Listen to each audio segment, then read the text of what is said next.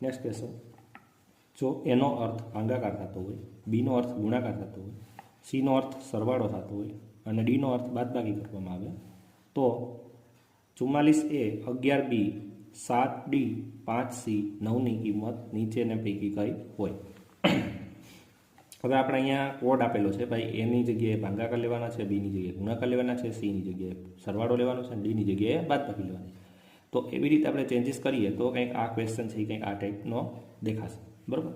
હવે આ નિશાની મૂક્યા પછી આપણે અહીંયા ભાગુ સબાનો નિયમ લગાડવાનો છે.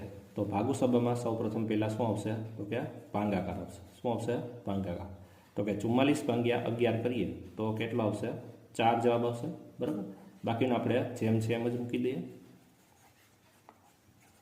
હવે ભાગાકાર પછી ગુણાકાર આવશે. તો ગુણાકાર કરીએ તો 7 ચોક કેટલા થશે? 28 થશે.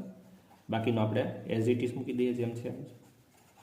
હવે આપણે 28માંથી 5 કાઢશું એટલે કેટલા થશે? 23. 23માં 9 નાખી દઈએ. 23માં આપણે 9 નાખી દઈએ તો કેટલા થઈ જશે ભાઈ? તો કે 32 થશે. કેટલા થશે? 32 થશે. ઇટ મીન્સ કે આપણો જે ફાઇનલ આન્સર છે એ કેટલો આવશે? તો કે 32 આવશે. તો અહીંયા કયો નિયમ લગાડવાનો છે ભાઈ? તો કે ભાગુ સબા. આ ભાગુ સબાનો આપણે નિયમ લગાડવાનો છે. પહેલાં ભાગાકાર કરવાનો છે, પછી ગુણાકાર કરવાનો છે, પછી સરવાળો કરવાનો છે, લાસ્ટમાં બાદબાકી કરવાની છે. ક્લિયર?